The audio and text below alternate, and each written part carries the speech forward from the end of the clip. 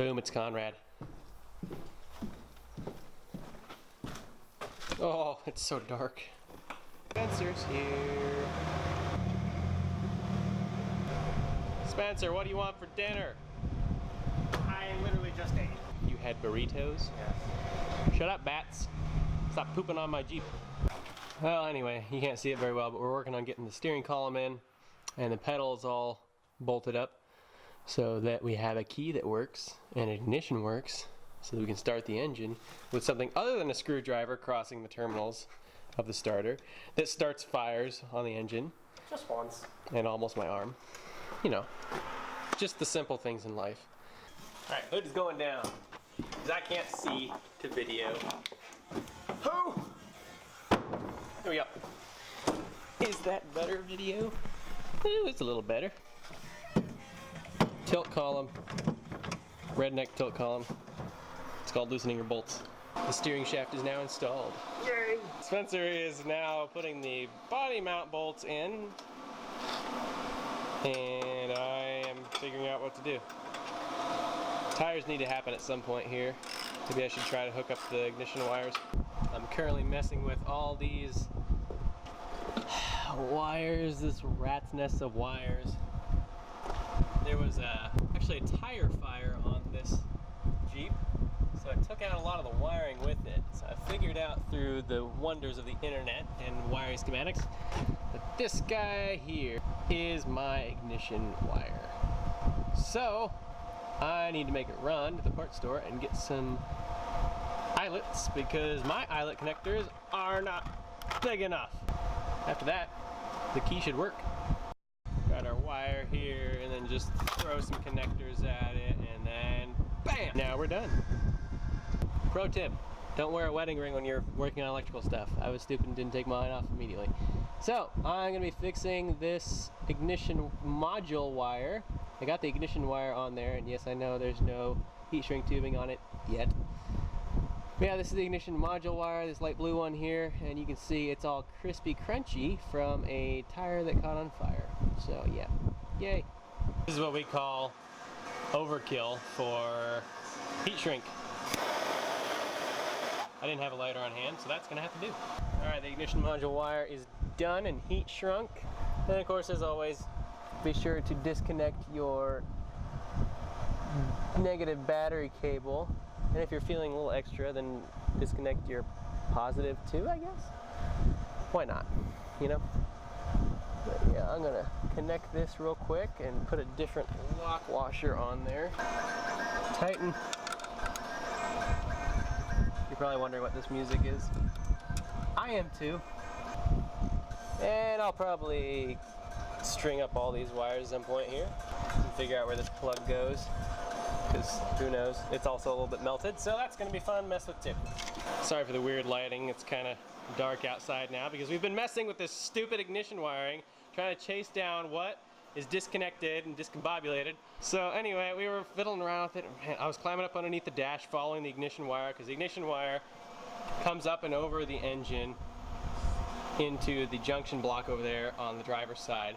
And I was looking up underneath the dash and the driver's side trying to figure it out. And when I finally saw on top of the steering column, in amongst the mess of Jeep wiring, two unplugged plugs.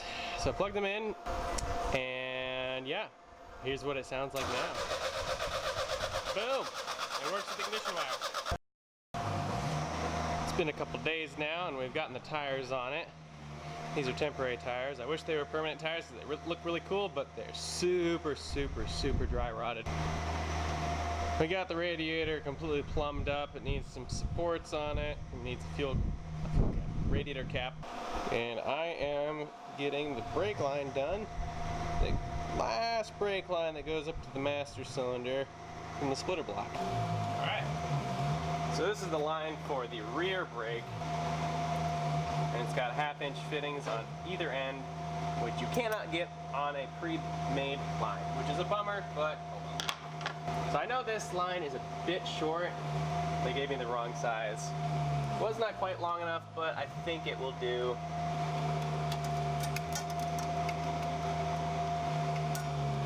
The front line kind of fought me when I was trying to thread it back in. So let's see if this will, go away mosquito. Let's see if this will go in a little bit easier. And look at that, it goes in way easier. I'm really hoping that the gas line that's being put in isn't going to be so incredibly loud and annoying. Oh, it's going to ruin my day. I might cut all this up and man, this line is not very long either. This is my fault then because I measured this. Put the line on with my 1/2-inch wrench here. Alright. You don't have to crazy torque these fittings down, any sort of flared fitting, because it's not the fitting itself that seals the fluid. The flare itself is actually what seals it. So yeah, don't tighten the absolute wee out of your lines. If you've ever messed with this type of master cylinder, then you know that this can be a pain to get off. Ow. See that what happens? You just trap your fingers in there and it hurts like crazy. A better plan is to get a giant screwdriver like this and just pop, boom. Off comes your lid. Oh! Wow! So here's a fun fact. If you leave your Jeep out in the middle of everything with the master cylinder not really sealed very well, you get a ton of nasty rust in it. So yeah, the brakes are not going to get bled tonight. Here's how we're attaching our steering arm right now. The drag link is getting held on by that until we get a new rod end, I guess. Yeah, it's a rod end. Hose clamp. Alright, so after a lot of trial and error, we've been trying to start this and trying to start it and it keeps on dying out on us, and the fuel filter's fine, the inline fuel filter. So we finally pulled out the fuel inlet filter, the inlet filter at the carburetor. Yeah, it's just nasty, rusty, gross. And it came apart as well, so that's great too. I'm gonna plug the line back in and try it out.